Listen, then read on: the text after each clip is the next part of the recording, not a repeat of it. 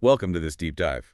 We've got a list here, 17 sort of cloud-level psychological insights that you sent in. Oh. Our mission today to dig into these and pull out some really practical stuff, actionable advice for a fresh perspective in daily life. Exactly. We want to skip the heavy theory and get right to the takeaways, things you can actually use. Right. So no dense academic stuff, just the good bits and pretty quick. Let's do it. We're aiming for those core principles, the little nuggets that can subtly shift how you see things. Okay, first up, resilience and character. Insight 1 says, true character is measured during downfalls who can get back up faster, not during times of success. What's your take on that? Well, it really reframes failure, doesn't it? Instead of it being this final thing, it highlights the bounce back. Yeah, like the recovery is the measure. Exactly. I mean, success is great, but handling adversity, that's where you say real strength. So for listeners, maybe think about setbacks less as endpoints and more like chances to show that resilience. That's a powerful shift. Okay, let's move into mindset and emotions. We've got a few clustered here. First, Insight 2. When you wake up in the morning, smile at yourself and remind yourself your emotions shape your future. It's almost like a little morning ritual. Yeah, it's proactive, right? It puts you in the driver's seat for your emotional state. That first smile, it's like planting a seed for the day. And maybe for the future, like it says. Potentially, yeah. And that links to Insight 11, the idea that just the physical act of smiling can affect your emotion. Oh, right, the movement itself. Yeah, even a sort of forced smile can send a signal to your brain, maybe nudge your mood a bit. It's worth a try, Such a simple thing. Then there's Insight 15. Whatever you focus on is where your energy will flow. About directing attention. Precisely. Your attention, it's finite. Where does it go? If it's always on the problems, well, that's where your energy gets stuck. So consciously shift focus. Yeah, towards solutions or, just positive stuff. It can make a real difference. Okay, let's switch gears to communication and interpersonal dynamics. Insight 3. Speaking in ways that are easy to understand but can be genuinely applied. No jargon, basically. Right. It's not about sounding clever. It's about being understood. And giving something useful. Clarity and application, that's the goal. Makes sense. Then Insight 9 warns against talking too much.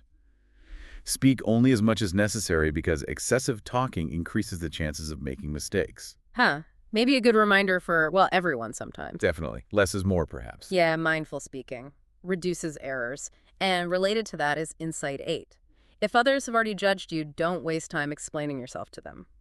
Whew, that's a tough one. But kind of freeing, isn't it? To just let it go sometimes. It really is, recognizing when it's just not worth the energy. What about 13? When speaking of others' flaws, first look for their good qualities and praise them. Ah, the sandwich technique almost. Sort of, yeah. It's about being constructive. Acknowledge the good, then maybe gently address the areas for improvement. Creates better reception. And 14 is about knowing your real friends from the, fair weather ones. Always useful. Definitely. Okay, strategic thinking in action. Insight 4 gives this hierarchy for conflict. Fight, defend, retreat, be humble, flee. Quite a range. It's all about context, isn't it? Situational awareness. There's a time and place for each response, depending on what's at stake, your resources. Right. And then Insight 6 is about prioritizing. Analyze carefully what should be done first, what should be done later. Managing your focus again, really. Absolutely essential. Otherwise, you just get overwhelmed. You got to triage your tasks and attention. Crucial. And Insight 10 talks about problem solving and decision making as signs of leadership potential. But that's not just for bosses, right? Not at all. Being able to look at a situation, figure out solutions, make a call. That's valuable anywhere in life. Home, work, personal projects. Makes sense. Okay, couple more areas. Self-awareness and growth. Insight 7 is basic but key. Know your strengths and weaknesses. Yeah, it sounds obvious, but how many people really do that? It's the foundation, Knowing what you're good at, where you struggle, helps you make better choices. True. And Insight 5 calls patience superior and different.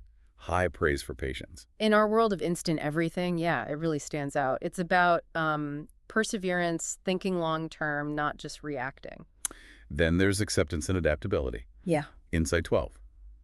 Recognize things you can't control and let go of the disappointment. So important for just staying sane, right? Definitely. Inner peace. Knowing your limits, accepting reality. And finally, success and humility, 16 says. Look at the process behind success, not just the end result. So learn from the how, not just admire the what. Exactly. The journey, the methods, the effort involved, that's where the real lessons are. And the last one, 17. Humility is the magic spell for success. Wow, magic spell. That's strong. It implies it keeps you open, teachable, grounded, prevents arrogance from tripping you up.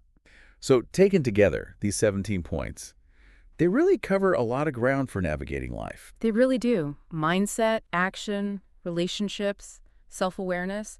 It's a decent framework. Okay, so here's a final thought for everyone listening. Looking at this list, these 17 insights, which one kind of jumps out at you right now given what's going on in your life? And maybe think about one small conscious step you could take, like today, to apply it. See if it shifts your perspective even a little. Thanks for diving in with us.